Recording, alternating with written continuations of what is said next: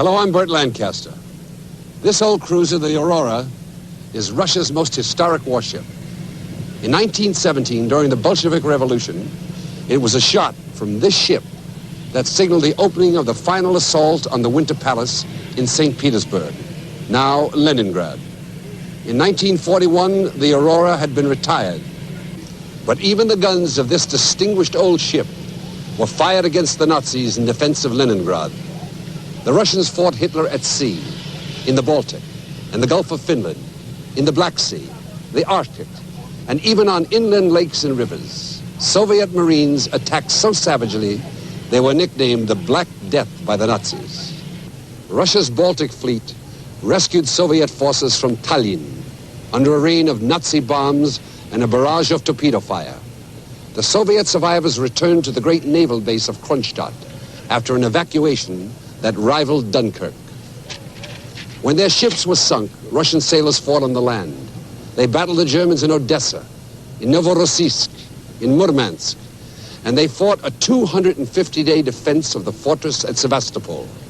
Each battle, a vivid chapter in the unknown war. Our story, the Battle of the Seas.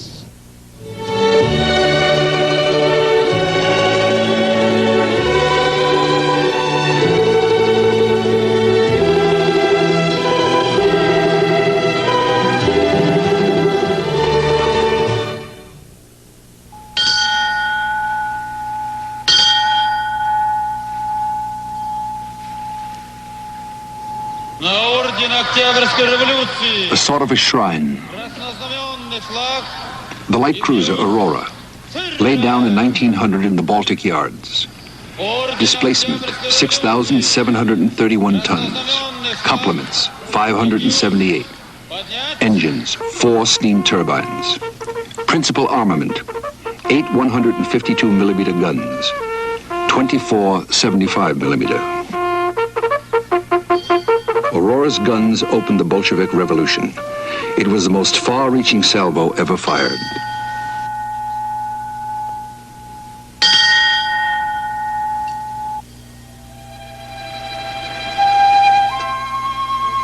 The Baltic Sea. Here, Peter the Great launched Russia's first navy. Here, in 1917, Lenin began the revolution that founded the Soviet state. And here, in the early summer of 1941, the last moments of peace were spent. The Baltic was the ancient trade route between Russia and the West. Its ports, Riga, Tallinn, and Leningrad herself, were prime targets for the Germans.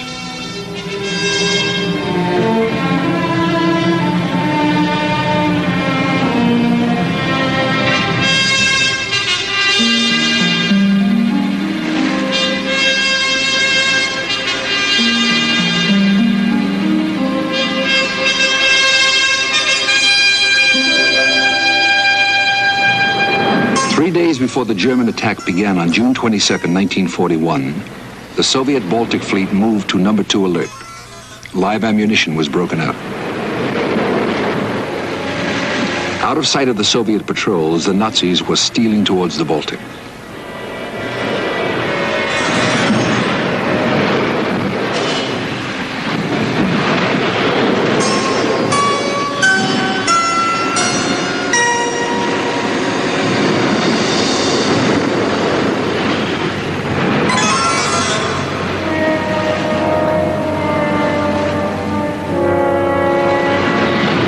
Days before there was any declaration of war, the German Navy began to lay mines in the Gulf of Finland, in the approaches to the Baltic Fleet's bases.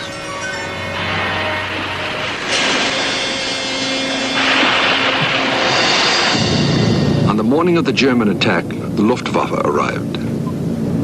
Stuka dive bombers and ground attack aircraft harried coastal installations all along the Baltic shore and into the Gulf of Finland. Anything that could not fight back was destroyed.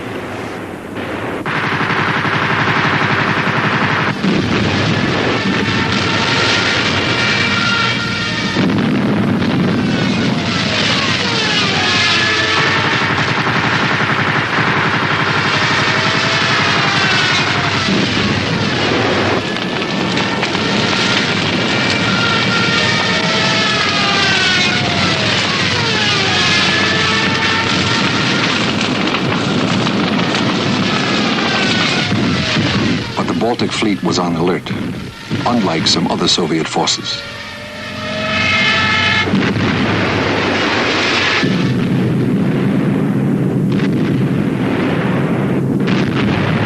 The state of readiness had earlier been ordered by Admiral Nikolai Kuznetsov, People's Commissar of the Navy. At 3:15 that morning, his telephone woke him. The Black Sea Fleet in Sevastopol, as well as his Baltic Fleet, was under assault. He made a crisp signal: resist with force of arms any attempted attack by the enemy.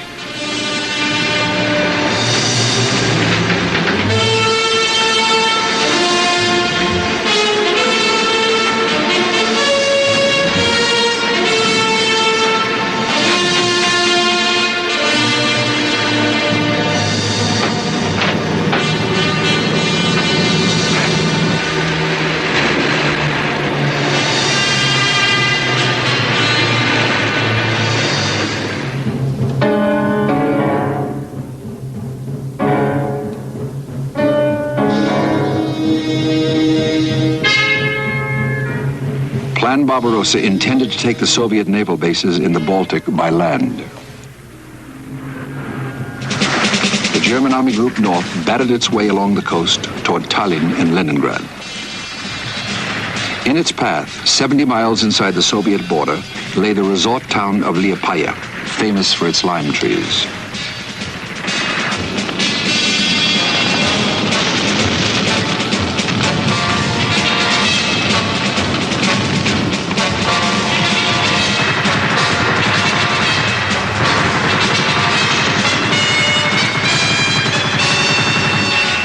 Liepaja's garrison managed to survive for 7 days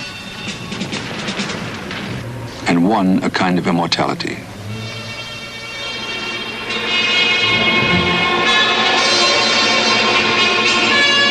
They lay where they fell, under the sky and the salt spray, for 3 years.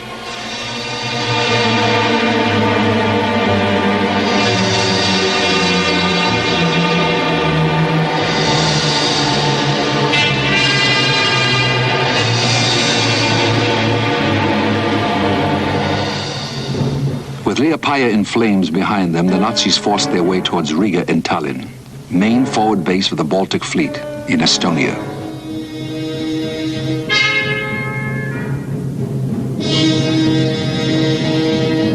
On July 19th, Army Group North was ordered to prevent the Soviet naval forces from withdrawing from Tallinn to Leningrad.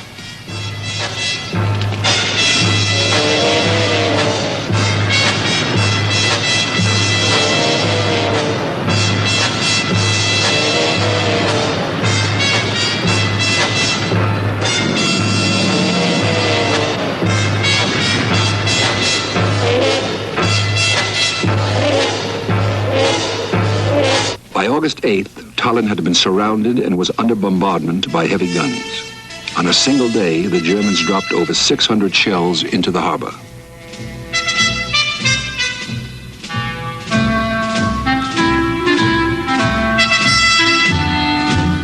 Sailors from the fleet were the mainstay of the defense. Among them was Yevgeny Nikonov. He was wounded and captured. Seeking information, the Germans blinded him and then poured gasoline over him and made a torch of him. Nikonov was 19.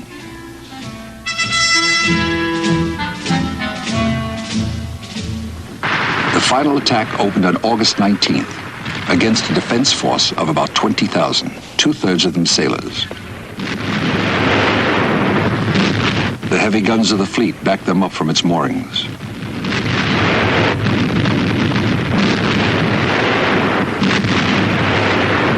Tallinn held out for another 6 days.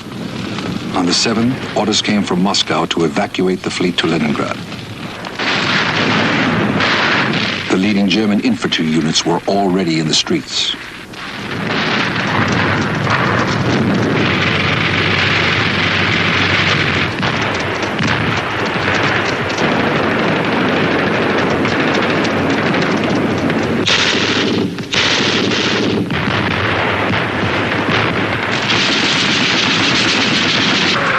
The Soviets began to burn supplies, installations, surplus ammunition. The unknown war will continue in a moment.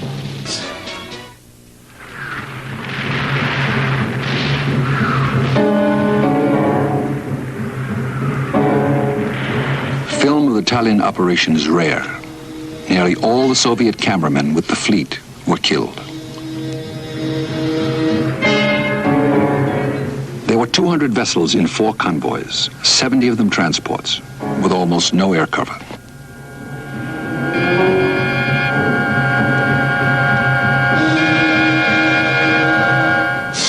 Almost at once, the Nazi bombers found them, steaming north and east.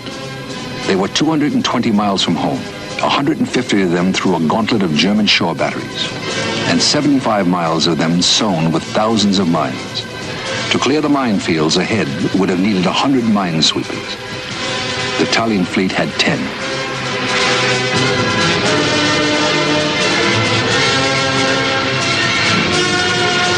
Aboard the ships were 23,000 people, 17,000 of whom were thrown into the sea when their transports were sunk.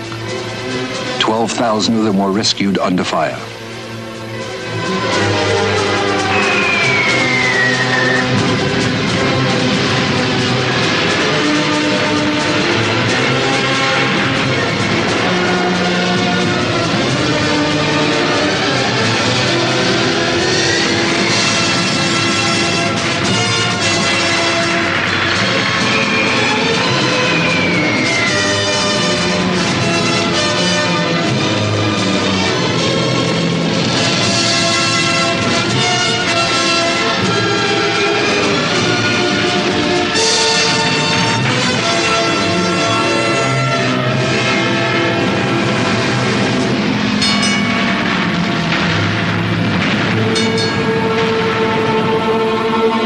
One by one, the Soviet ships went down. The destroyer, Surovi. The destroyer, Gordy. The transport, Veronia. The transport, Kazakhstan. And the destroyer, Yakov Sverdlov.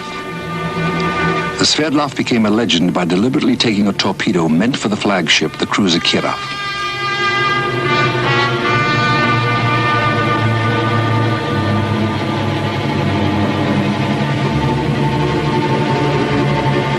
Sverdlov lost all but 3 of her complement, including her captain, Alexander Spiridonov. The Baltic Fleet lost 16 warships and 33 transports. But 151 vessels, large and small, got through.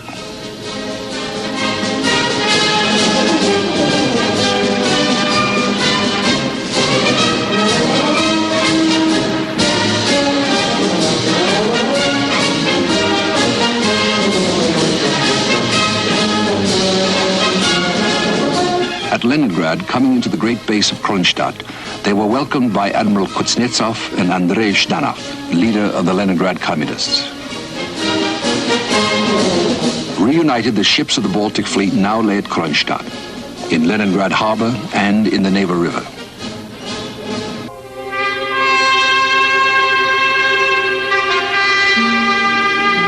A force of 2 battleships, 2 cruisers, 13 destroyers, and over 400 smaller craft lay at Kronstadt. A total, counting shore batteries, of 400 heavy guns for the defense of Leningrad.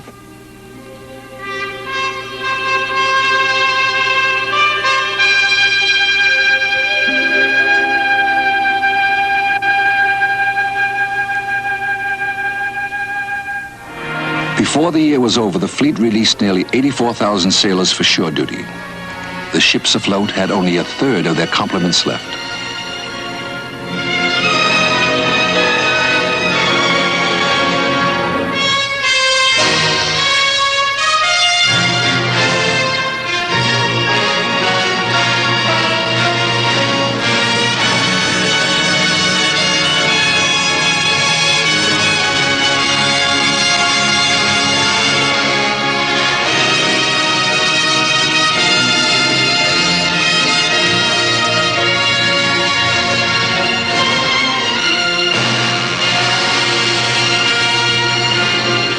parties did not have far to march. The front line began in the suburbs of the city.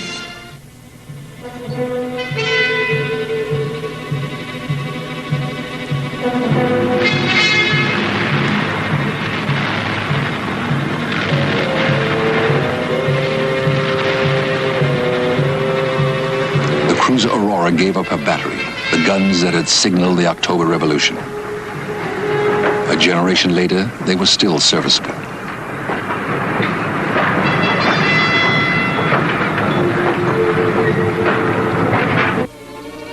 The most powerful naval force lay in the Kronstadt roads.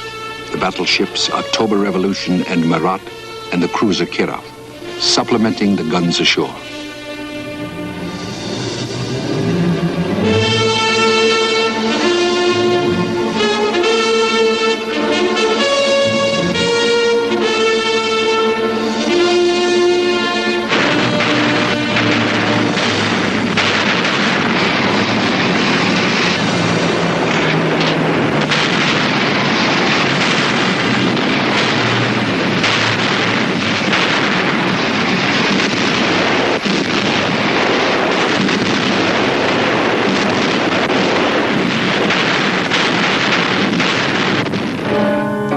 On September 4th, the circle of steel closed around Leningrad.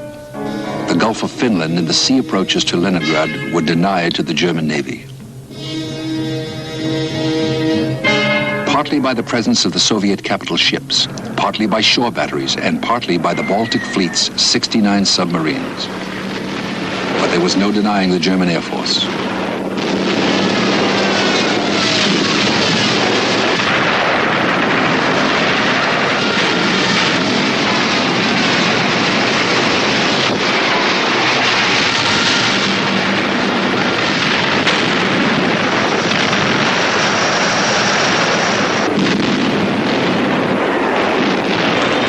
Sailors were not to be shifted.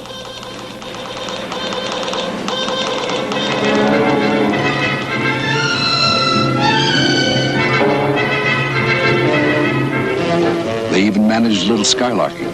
Кок, кок, кок, повсюду нам кричал, а кок, кок, кок, все нас благодарят, а кок, кок, кок, фашистам крепко вьем, готовим и поем на камбузе втроем, готовим и поем на камбузе втроем.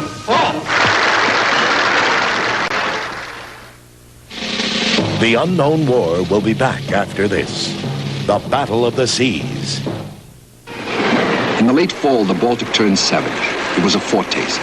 The winter, when it came, was the worst in living memory.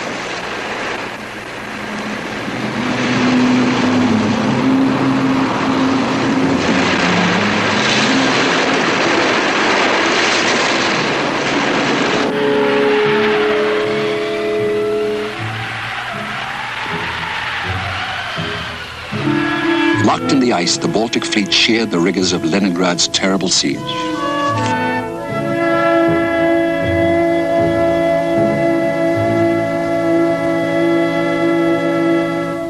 In the spring of 1942, Hitler invited the commanders of the German Navy to his villa in Bavaria. Grand Admiral Erich Raeder and Grand Admiral Karl Dönitz, architects of the U-boat war.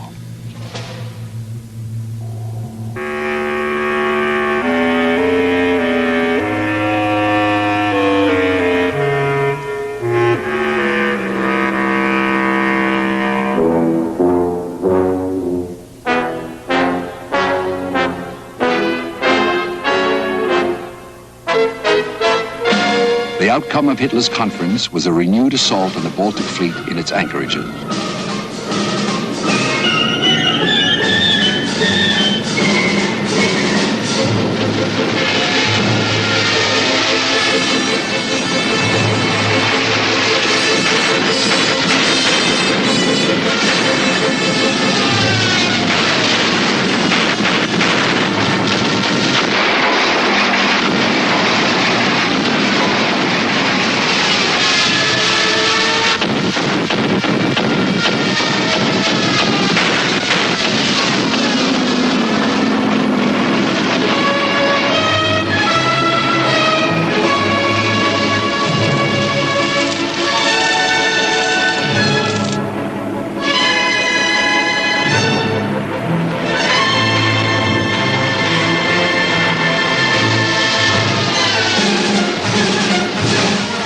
result was the same. The Baltic fleet survived, at some cost.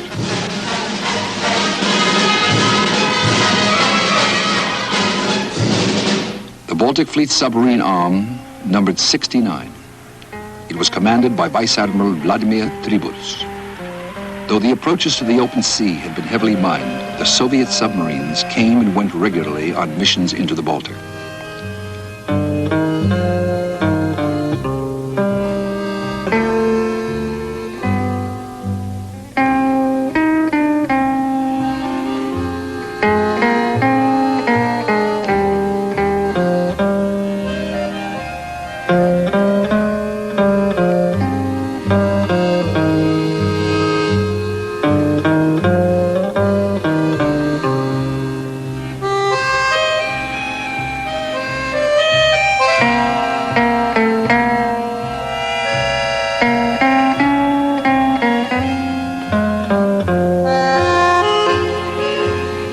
It was a lonely, invisible war beneath the icy waters.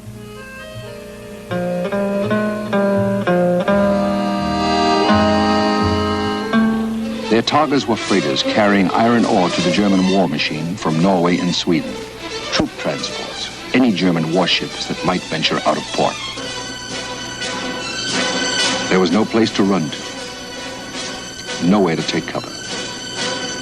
Nothing to do but wait down in the ocean depths.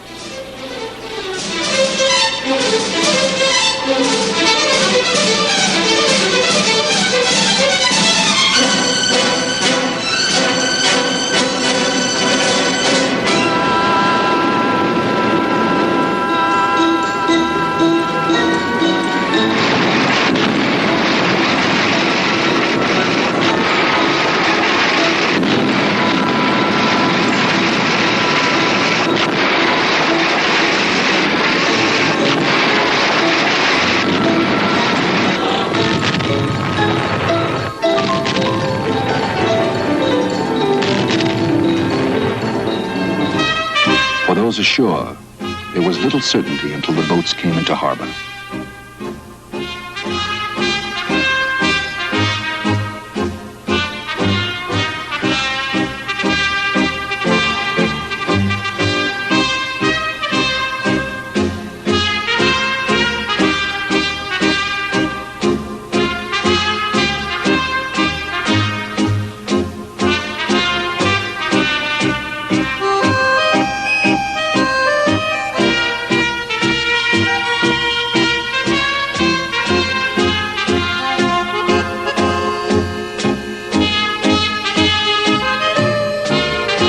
They kept a tally of their successes.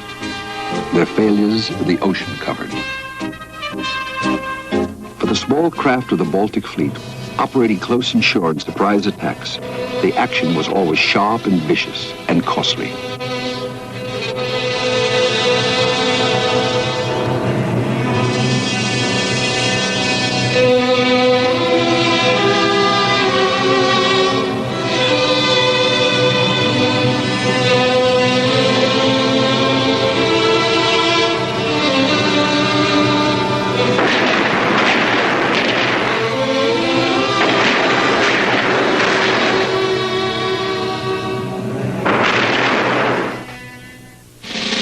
The unknown war will be back after this. The Battle of the Seas.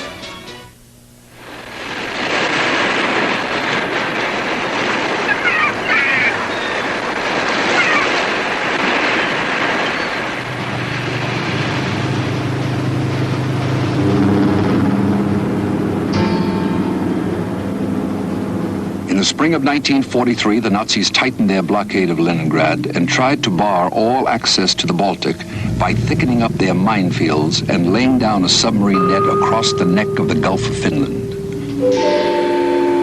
It was an expensive piece of engineering, and in the end, it did not contain the Baltic Fleet.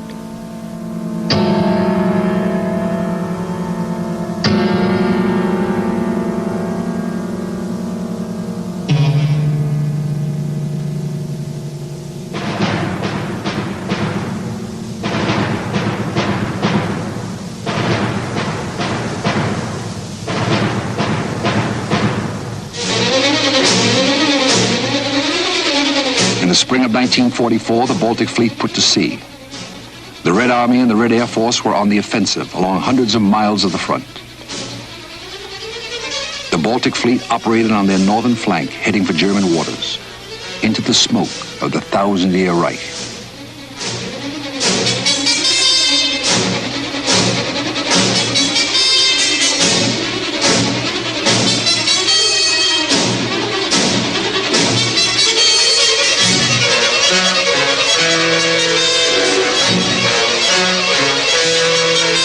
Among them were American torpedo boats, sent on the Lend-Lease and manned by Soviet crews.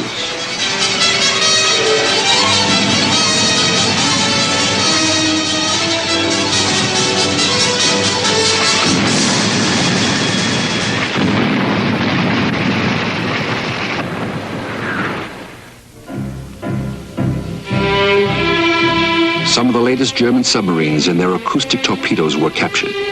They had been used in the Atlantic.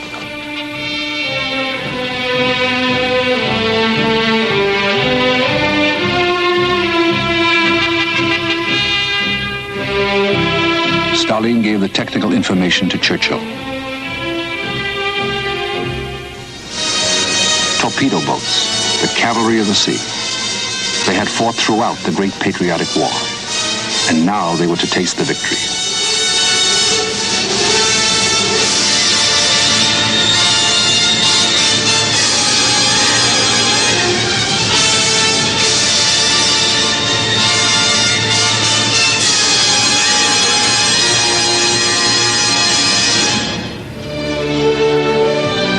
Far to the south, another Russian fleet rode the gentler waters of the Black Sea.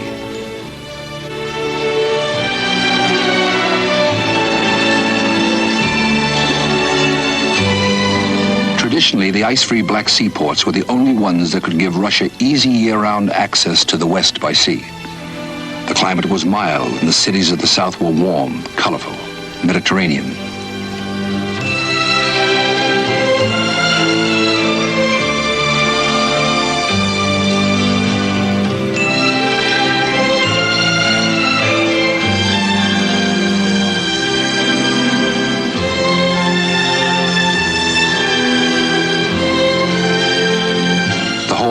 Knew Odessa from the movie Battleship Potemkin, a testament to the revolution of 1905.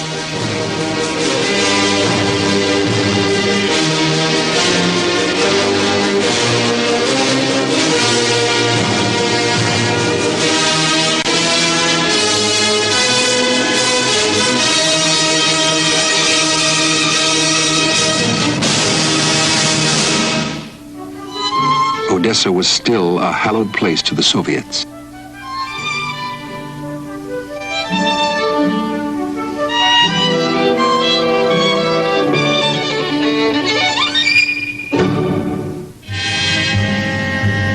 The orders from Moscow were to prepare Odessa for siege. A force of 19 divisions, all but one of them from Romania, Germany's ally, was heading for the city. The Soviets were outnumbered 8-1.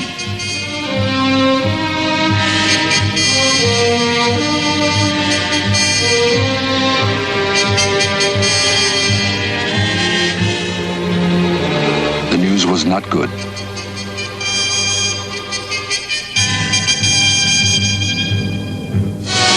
Like their masters, the Germans, the Romanians laid waste everything in their path.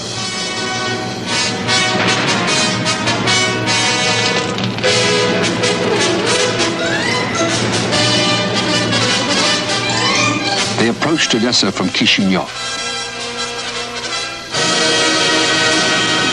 The Soviets formed a special maritime army with sailors fighting on land beside the infantry.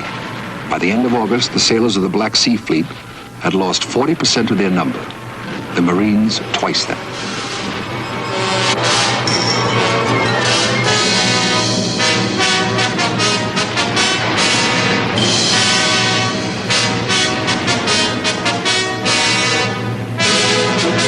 They had exacted a price.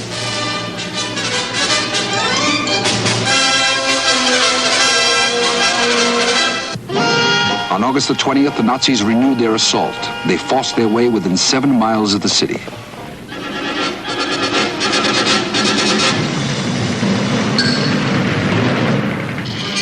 The defenders of Odessa turned to some strange expedients. Thin sheets of armor plate welded onto a tractor body gave them a vehicle they christened the Odessa tank.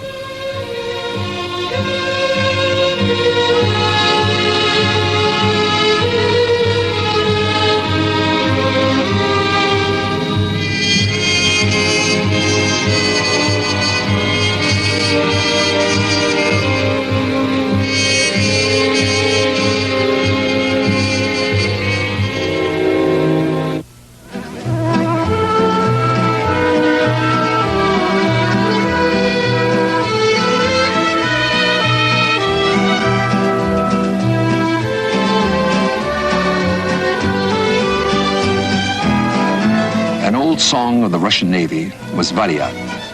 It called the comrades forward for the start of the last parade.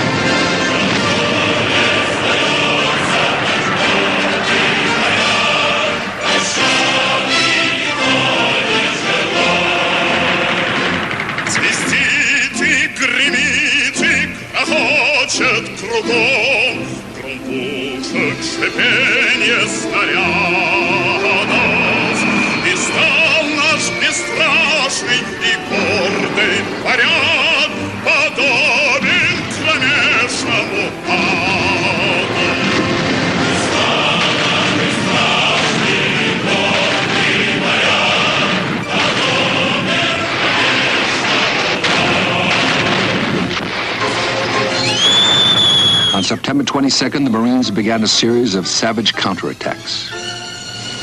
But by now, the Nazis had bypassed Odessa and overrun the Crimea.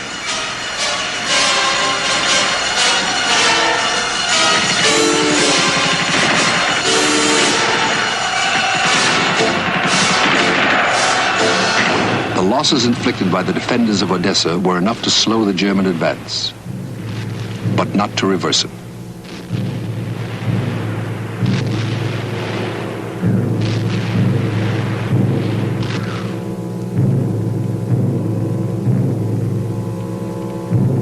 The Germans' next target was Sevastopol.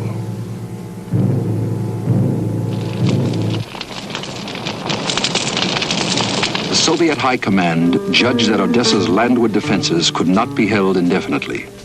They ordered Odessa evacuated. It was a calm, well-organized operation.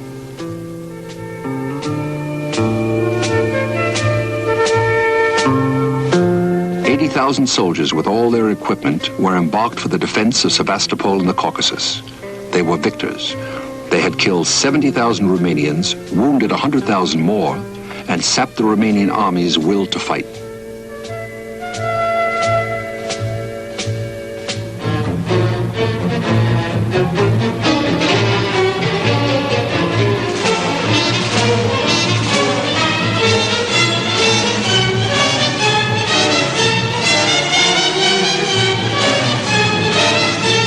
Escorted by the Black Sea Fleet, they approached their new epic, the siege of Sevastopol. Behind them, Odessa became the fourth hero city of the Soviet Union, alongside Leningrad, Moscow, and Stalingrad.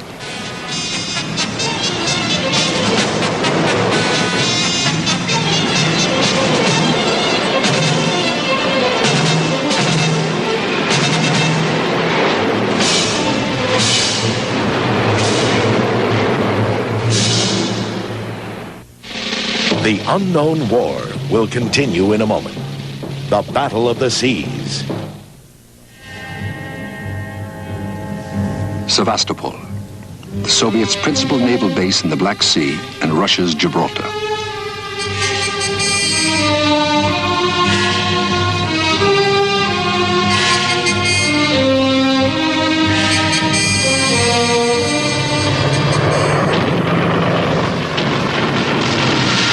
The 9-month siege of Sevastopol began on October 30th, 1941. The Germans had overwhelming air superiority, and some Soviet pilots chose the heroic but desperate expedient of ramming their enemies in midair.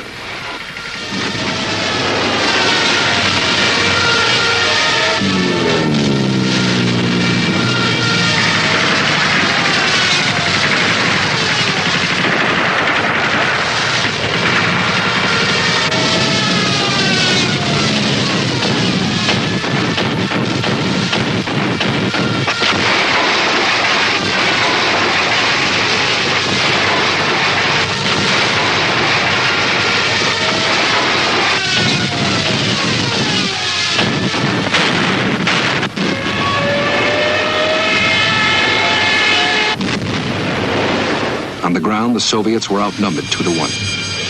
They had 50,000 troops inside the fortress, 21,000 of them Marines. 125,000 bombs were dropped on the city in the 9 months.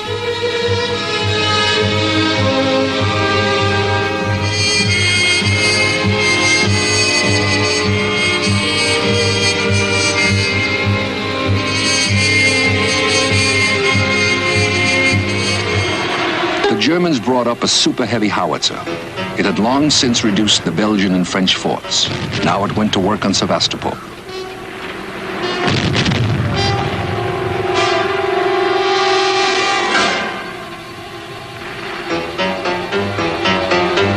Shelled incessantly, the inhabitants of Sevastopol went underground.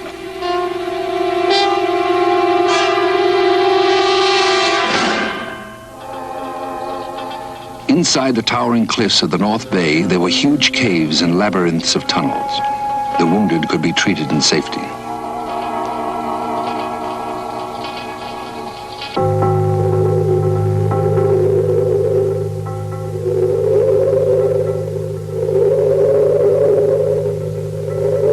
Anastasia Chaush continued to work at a factory in one of the caves, though she had lost a hand from a bomb explosion. She was 16.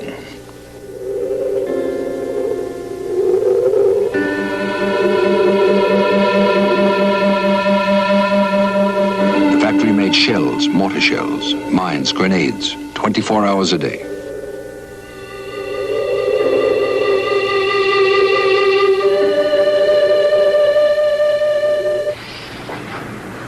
The caves also sheltered armored trains mounting naval guns.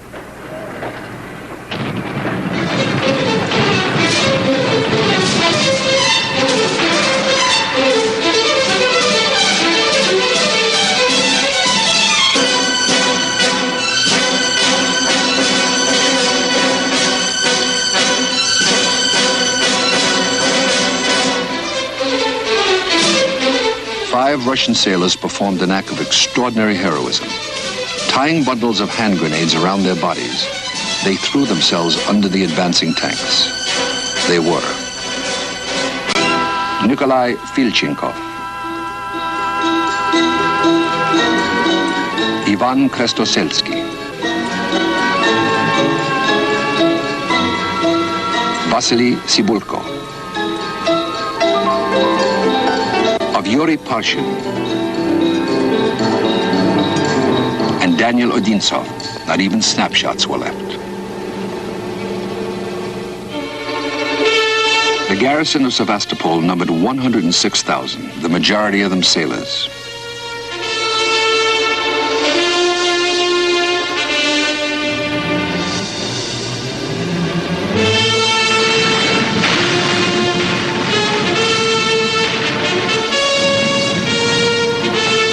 The message reads, "Death to Hitler."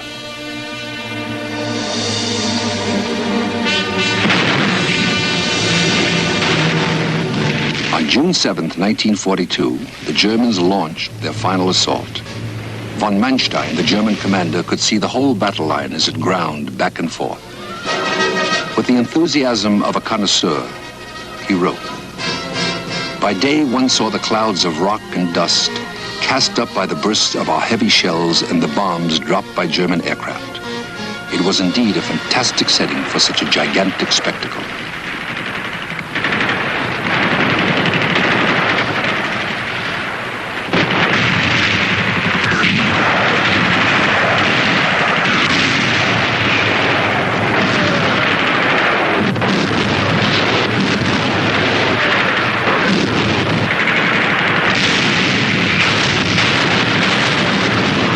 On June 29th, the armored train made its last journey when a bomb hit the tunnel.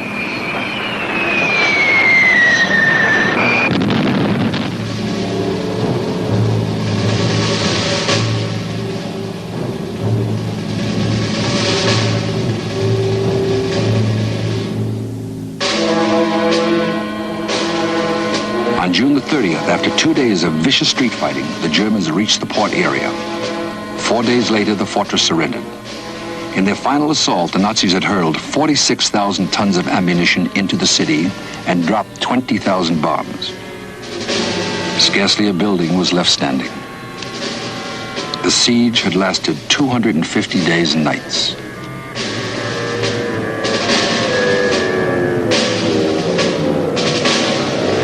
"30,000 citizens of Sevastopol survived the siege.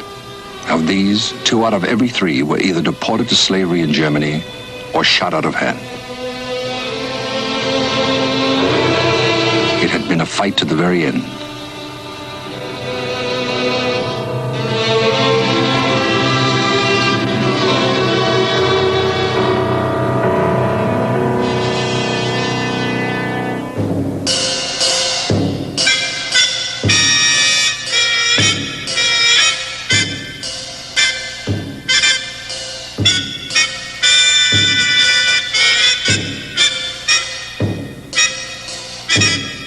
Now the Nazis were masters of the whole Crimea. Hitler celebrated prematurely. Before them lay the Caspian and the rich oil fields of Baku, theirs for the taking. Or so they thought. The mark of the Nazis never fell on Baku. The Germans might be victorious on land, but they could not command the sea. There, the Black Sea Fleet defied them.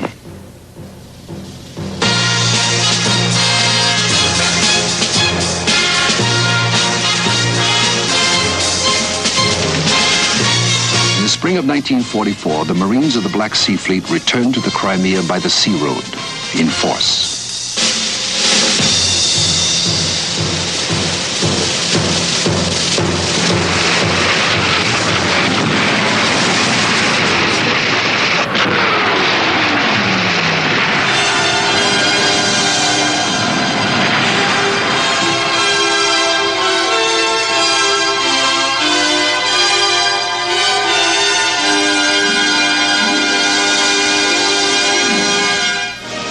It took them only a week to recapture Sevastopol, and then the Black Sea Fleet came home.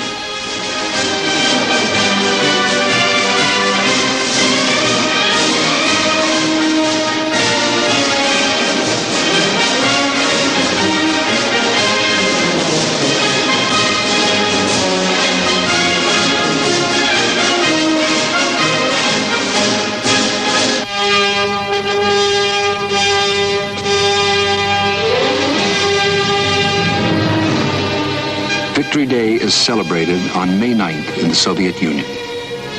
It is also Memorial Day.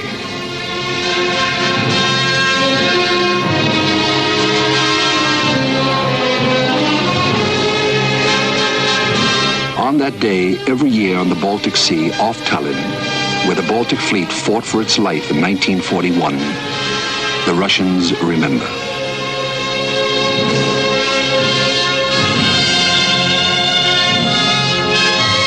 They remember all their sailors.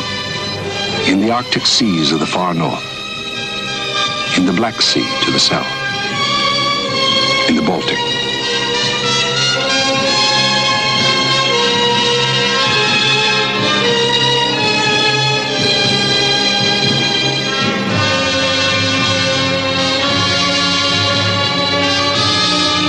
to remember the courage, the sacrifice of those who sailed in the unknown war, who rest forever in the timeless sea. Our next story, the Battle of the Caucasus.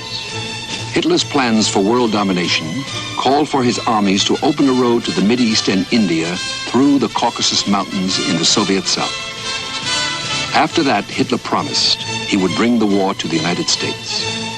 The fight to deny this Nazi threat was one of the longest in the unknown war.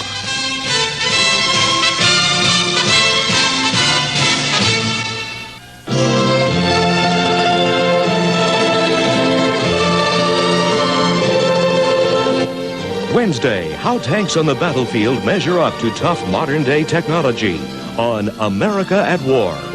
Later on Our Century, the political legacies of Hitler and Mussolini in Dictators, the Rise of Fascism. All Wednesday on A&E.